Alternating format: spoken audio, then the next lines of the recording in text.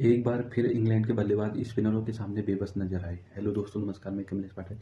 जैसा कि आज भारत और इंग्लैंड के बीच में चौथा टी20 मैच खेला गया, जहां पे इंग्लैंड ने टॉस जीतकर पहले गेंदबाजी करने का फैसला किया।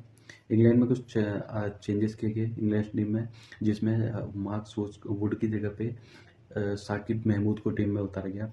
वहीं भारत ने भी चेंजेस किए, जिसमें तीसरे मैच में मोहम्मद शमी, जो एक लंबे अंतराल के बाद आए थे, उनको रेस्ट दिया गया। उनकी जगह पे अर्शदीप कप की टीम में वापसी हुई। और वही बल्लेबाज में ध्रुव जुरैल, जो पिछली बार से कमेंटेटर जब कह रहे थे कि जब ध्रुव जुरैल की 8वें नंबर पर बारी आई थी, तो उन्होंने ये कहा था कि आप इस खिलाड़ी को इस एक मैच से जज ना करें।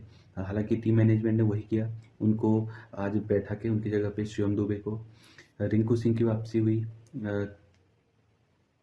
और जिसमें वॉशिंगटन सुंदर को बैठाया।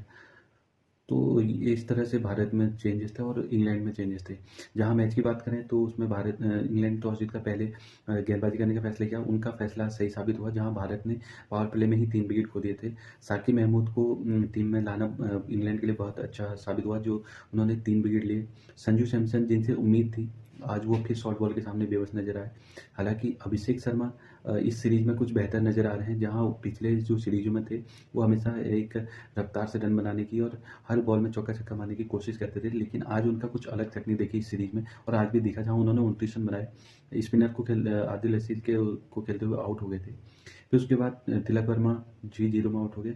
और जो भारत एक समय ऐसी स्थिति आ गई थी कि 79 रन पे भारत के 5 विकेट हो गए थे।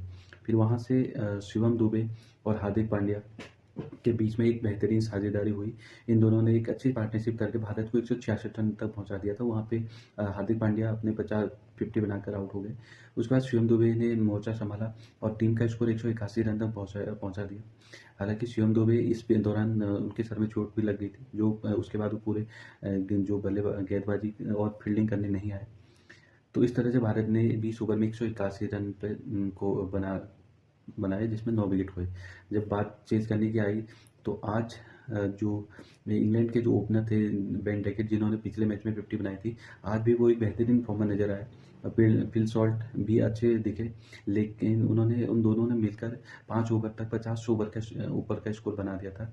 लेकिन बात वहीं पे आ गई, जब स्पिनर आते हैं तो इंग्लैंड के जो बल्लेबाज हैं वो उस पता अलग ही खेल खेलना शुरू कर देते हैं। इसी में जब छठे ओवर दूसरी इनिंग के छठे ओवर में रवि बिश्नोई आए, तो उन्होंने जैसे ही बेन टेकेट का आउट किया, उसके बाद एक विकेटों का पतझड़ जैसा लग गया।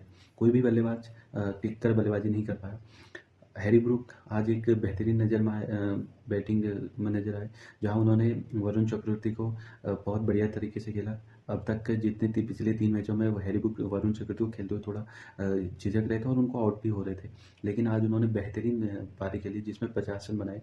वो इंग्लैंड के एकमात्र ऐसे बल्लेबाज रहे जिन्होंने अर्धशतक की पारी खेली और जो अच्छे भी दिख रहे थे। लेकिन हर्षित राणा, जो एक सब्स्टिट्यूशन के रूप में आए थे शिवम दुबे की जगह पे, उनका हर्षित राणा का ये डेब्यू भी था। और वो एक इंटरनेशनल में पहले खिलाड़ी बन गए जिन्होंने T20 में सब्स्टिट्यूशन के रूप में डेब्यू किया।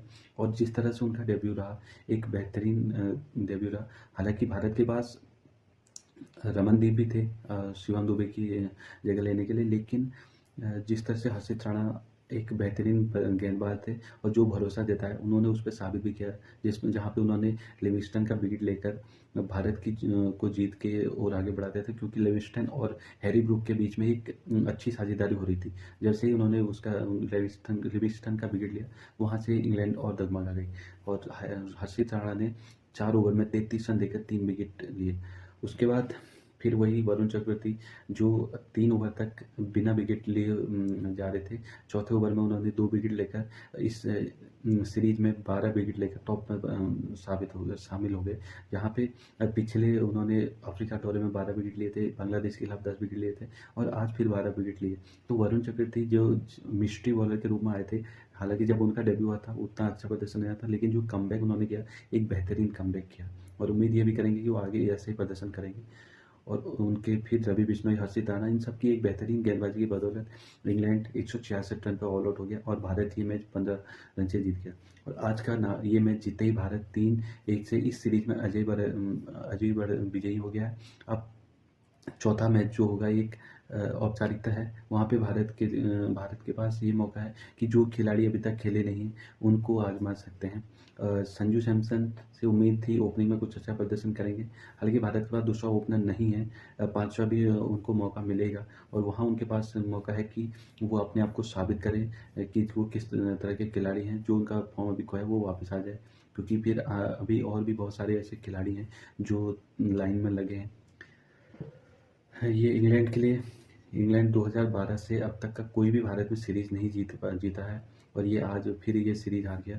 गौतम गंभीर के लिए बहुत बड़ी उपाधि है, क्योंकि जब अब तक का जो उनका कोच में जो करियर रहा है वो बहुत बुरा रहा। जिस तरह से न्यूजीलैंड के साथ टेस्ट सीरीज़ हारे थे, ऑस्ट्रेलिया के साथ टेस्ट सीरीज़ हारे थे, तो जैसे ही ये सीरीज़ जीते हैं थोड़ा उनको भी अच्छा कॉन्फिडेंस बढ़ेगा, जिससे जो चैंपियंस ट्रॉफी में है वहाँ पे कुछ असर दिखेगा।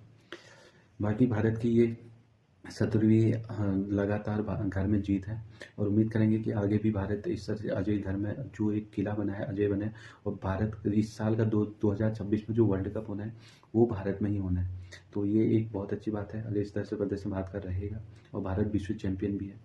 तो देखते हैं क्या आगे जो चौथा मैच है वहाँ पे इंग्लैंड कौन सी स्ट्रेटजी अपनाता है और भारत क्या बदलाव करता है। आज के लिए नमस्कार।